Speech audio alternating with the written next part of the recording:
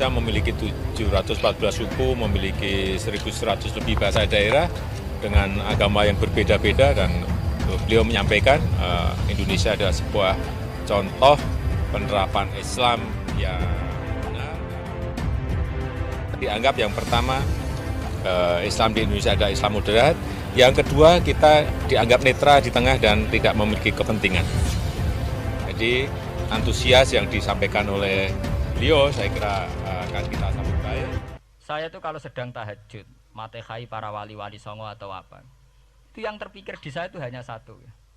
Agama Islam itu lahir lewat Quran dan hadis. Tapi kemudian tahu-tahu tetap berimprovisasi, berkembang sesuai tokoh yang membawa. Sampean kalau melihat Islam di India dulu sampai perang besar-besaran, kemudian zaman Abul A'la Al-Maududi, zaman periode Muhammad Iqbal, sampai India pecah, kemudian jadi Pakistan yang bernegara apa? Islam, karena banyak konseptor Islam yang tidak setuju negara sekuler. Akhirnya mereka misah jadi negara Islam Pakistan. Kemudian Timur Tengah juga begitu. Karena Timur Tengah sudah Islam semua, masalahnya itu diislamkan ala Sunni atau ala Syiah. Iran menjelma sebagai aliran Syiah. Yang Sunni dianggap sesat, halal darah. Irak zaman Saddam Hussein pemerintahan Sunni. Sing Syiah dibantai sehingga wong Kurdi do mati. Era Saddam keok gentenan Saddam sing dibantai. Makanya kalau saya ngaji di Jogja, seminar di Jogja bilang, kita ini harus bersyukur. Kita ini punya tradisi konflik yang terbaik di dunia. Enggak, kita ini punya tradisi konflik yang terbaik di dunia. Sampai nak Isra Ikhwanil Muslimin teng Mesir, Badan Intelijen Nasional atau Badan Stabilitas Nasional, Bakor Setanas itu harus terima kasih sama tradisi tokoh-tokoh Islam di Indonesia. Lepas dari kita setuju tidak setuju itu terserah, tapi kita punya tradisi konflik yang paling baik di dunia. Kurang bencinya Gus Dur sama FPI atau FPI sama Gus Dur, paling mereka ya adu statement di depan wartawan.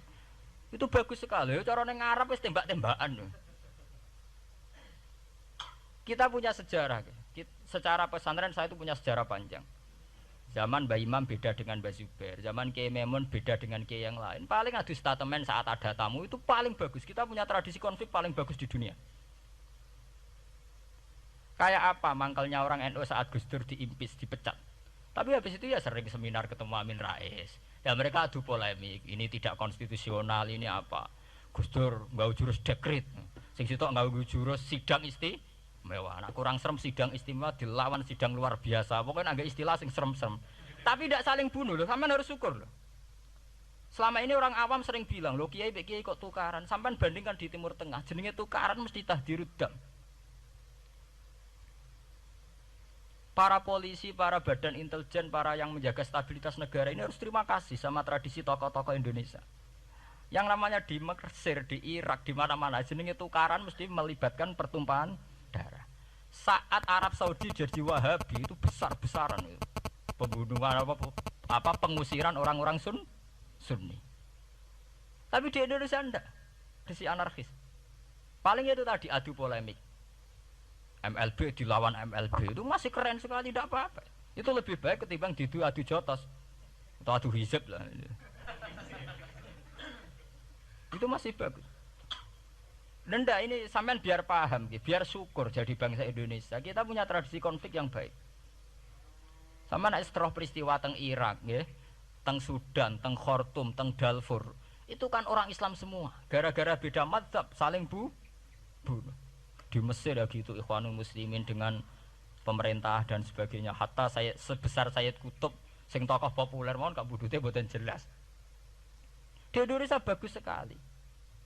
Kita menangi zaman secara sejarah, kita menangi bedanya dulu Ahmad Hasan dengan tokoh-tokoh NU.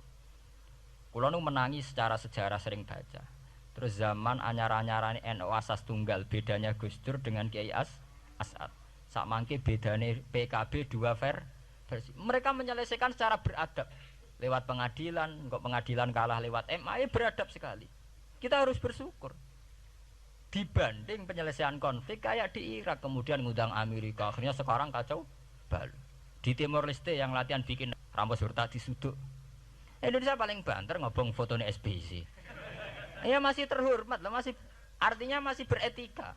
Kita harus syukur punya bangsa yang beradab. Wong ras setuju antar kiai ya rasan-rasanan.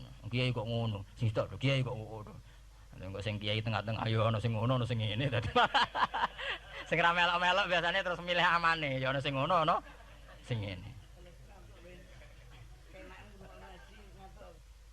Saya itu berkali-kali ngaji.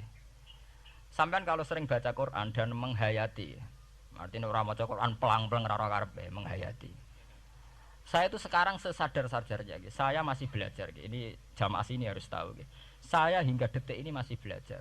Entah itu lewat belajar baca Jalalain atau belajar merenung maupun belajar lewat yang lain.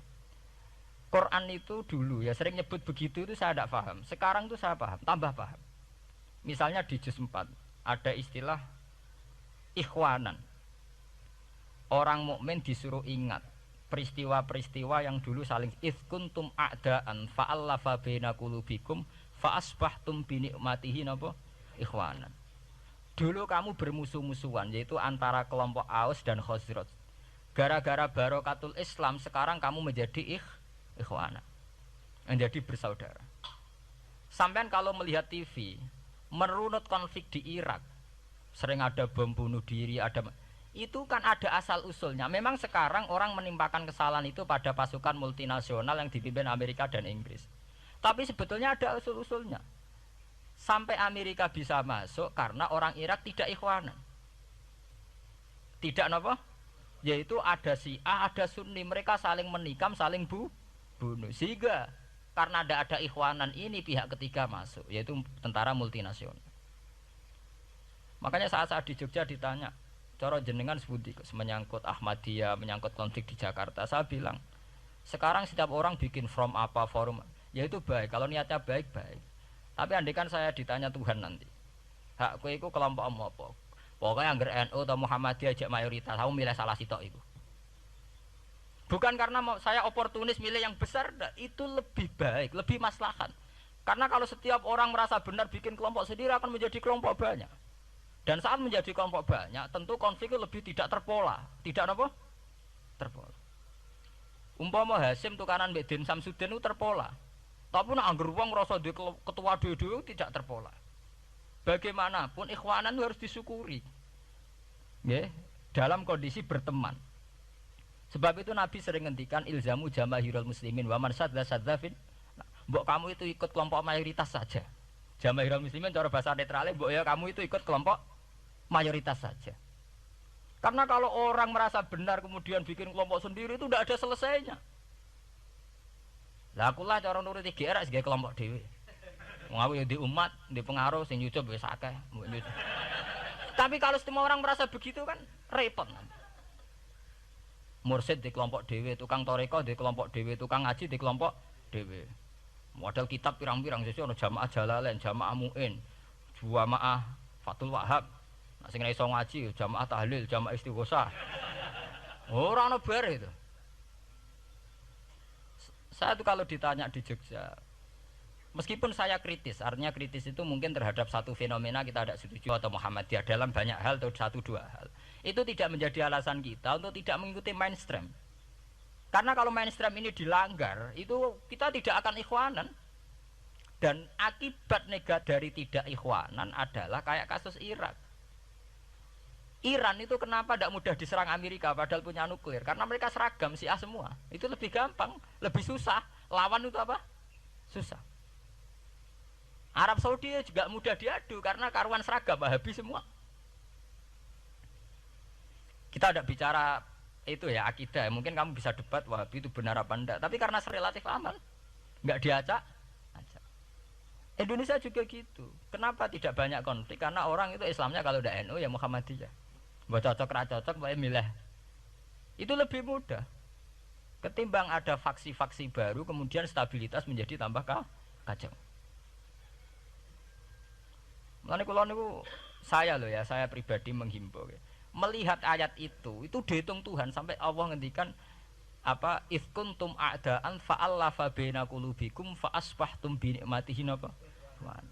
Kekuatan sebuah negara itu bukan karena senjatanya canggih, tapi karena rakyatnya tidak bentrok. Ya bayangkan kayak Indonesia. Andai kan Jawa itu mayoritas Islam, kemudian mereka ingin mendirikan negara Islam. NTT merasa tidak diwongke terus keluar dari Indonesia. Nanti Maluku, Ambon juga gitu. Daerah-daerah yang Islamnya tidak mayoritas begitu. Kayak apa susahnya militer?